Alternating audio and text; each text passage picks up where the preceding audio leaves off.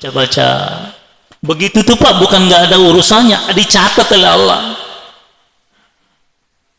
Yang kedua, yang datangnya telat, tapi dia masih mau berjamaah. Yang ketiga, telat lagi, tapi masih mau berjamaah. Pertanyaan, kalau nggak berjamaah, nah ini yang repot. Ya, bener Pak, mahal banget. Jadi, sholat kita. Karena dalam kitab, jam berapa nih? Wah, 10 menit lagi ya. Bab tentang misteri alam barzah itu Pak, karangan Syekh Abdul Rahman, beliau itu ahli Al-Quran, hadisnya hafal, dia tahu banget tentang bagaimana misteri alam kubur, karena dia selalu menguburkan orang. Tuh Syekh itu akhirnya ngarang buku. Maka lahirlah kita tahlilan, jangan dibilang bid'ah dulu kalau nggak paham kan gitu. Nanti lain waktu lah kita bahas, sudah sering ditahlil sama guru kita. Kenapa? Kata beliau dalam kitabnya, karangan beliau Ad-Daqa'iq Al-Akbar, halaman 16 kalau ada yang punya tuh buku. Jadi setiap mayit di hari ketiga, ketujuh, itu mayit itu ngomong, ya Allah ya Rabbana, kembalikan ruhku kepada jasadku yang sedang dikubur itu. Oleh Allah diizinkan, benar engkau ingin kembali ke jasadmu?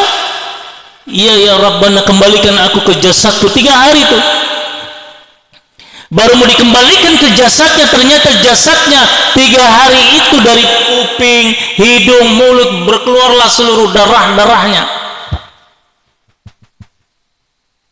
Makanya muallim kita Syekh Abdul Rahman betul-betul didoakan orang-orang yang mati. Hari kelima pun begitu, ya Rabbana kembalikan aku ke jasadku, aku ingin melihat jasadku ya Rabb. Hari kelima disamperin ke alam kuburnya, nanah yang keluar dari hidungnya, dari kupingnya, dari mulutnya, itu ruhnya ya Allah belangsak banget, bahasa Kemayoran belangsak tau Pak ya, susah banget, belangsak banget ya Allah, engkau hina banget. Maka bergantung hidupmu dari ini sekarang, bagaimana engkau selamat dalam alam barzah, kata Imam Tirmizi. Kalau engkau selamat di alam barzah, maka akan selamat di alam-alam lainnya. Tapi kalau engkau enggak selamat dalam alam barzah ini, engkau mendapat siksaan Allah, maka ke alam-alam lainnya engkau enggak akan selamat. 14 alam kita akan mengalaminya. Bukan saya yang ngomong Pak, kitab. Makanya perlu kita hadir di majelis, karena itu majelis itu salah satunya pahalanya luar biasa, taman daripada taman surga yang Rasulullah sampaikan. Kau beristirahatlah, tempat istirahat yang terbaik salah satu Nabi adalah majelis zikir dan majelis ilmu. Gitu Pak. Makanya kewajiban kita kepada Allah sudahkah ditunaikan? Karena mati nggak selesai masalahnya. Ya Allah, ya Rabbi. Pertanyaannya udah siap Pak? Kan nggak ada yang siap kalau ditanya itu. Ya, tapi ada jaminan besok kita sehat? Nggak ada jaminan. Nggak ada jaminan Pak. Maka bersyukur kita kepada Allah. Apapun mau usaha, kembalikan kepada Nabi. Ya Sayyidi ya Rasulullah, saya mau usaha ya Rasul, berkahi pekerjaan kami ya Rasul. Jalan. Jangan nanya kepada orang-orang yang membid'ahkan, gak nyambung. Panjang debatnya kita sama dia. Ya, ini dia tentang ilmu sufi, gak sembarangan. Gak sembarangan ilmu. Hadirin yang mulia, ya, bab ikhlas itu panjang. Ikhlas itu kayak orang berjalan di atas pasir.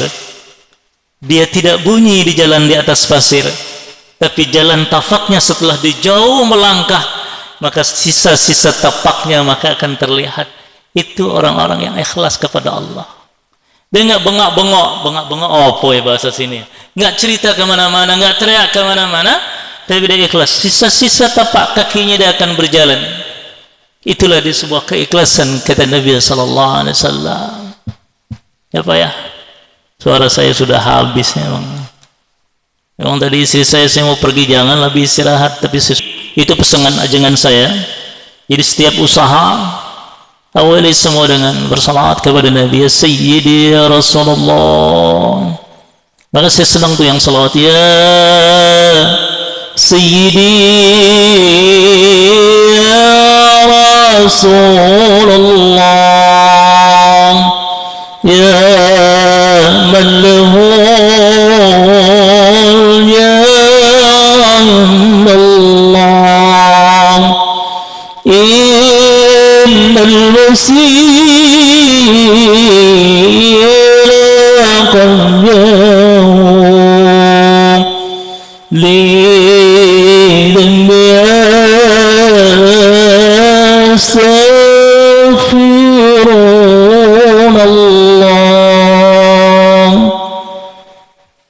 itu kalau dibedah panjang, Pak.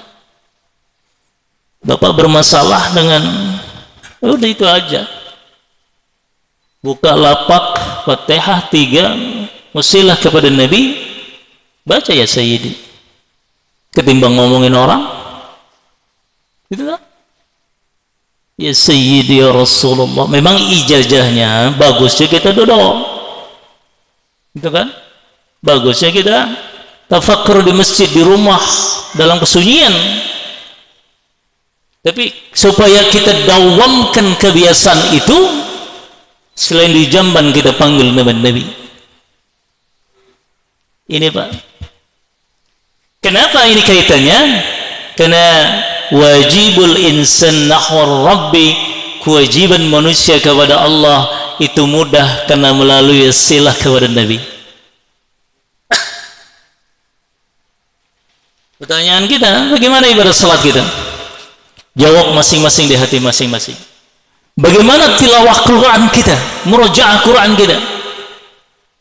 Sudah kita baca Al-Quran? Jawab masing-masing. Bagaimana zakat sedekah kita yang tahu. Tapi itu semua bergoda, Allah goda. Setan nggak begitu saja senang dengan ibadah kita. Tapi ada penyempurna sebuah ibadah. Bagaimana salawat engkau kepada Nabi? Ya. Allah a'lam, man zakarani faqad zakarallah. Ini Pak kuncinya. Ya. Sayangnya yang kemarin kita bagi itu nggak banyak nggak make. Padahal itu konsepnya Pak di situ. Bapak belangsak usahanya mati, yaitu ya syafil khalqi habiballah, salatuhu alaika ma'salamih, dallan wa dallan hilati fi ballati khut biyadi sayyidi wal ummati. Itu dibaca sebanyak-banyaknya, Fatihah 3, kalau nggak 7. Udah mengalir begitu saja. Saya punya pasien, punya jamaah Pak, masalahnya begitu ruwet. Tapi udah ikutin saya, ternyata dia pintar ngikutin terus aturan kita. Gak lama tiba-tiba malah Allah kirim orang yang gak dikenal, justru malah dia belum siap. Assalamualaikum, tiba-tiba dikasih sesuatu, orang itu langsung pergi.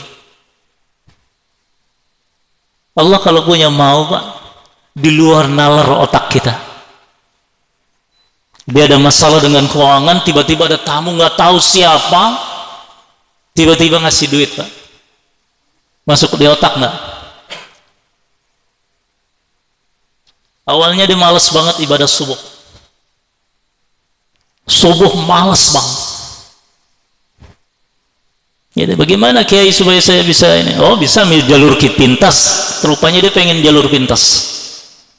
Setelah jalur pintas dijalankan, dia nggak sanggup juga, tiba-tiba datang orang nggak dikenal. Sebelumnya ngasih sesuatu yang hina, nggak lama baru ngasih itu duit. Kalau Allah sudah mau, tidak ada yang bisa menolaknya. Ini Pak, namanya ma'rifat itu nggak sembarangan. Kalau Allah pasti bisa, pasti bisa. Ya, oke, ada yang nggak nanya? Pak.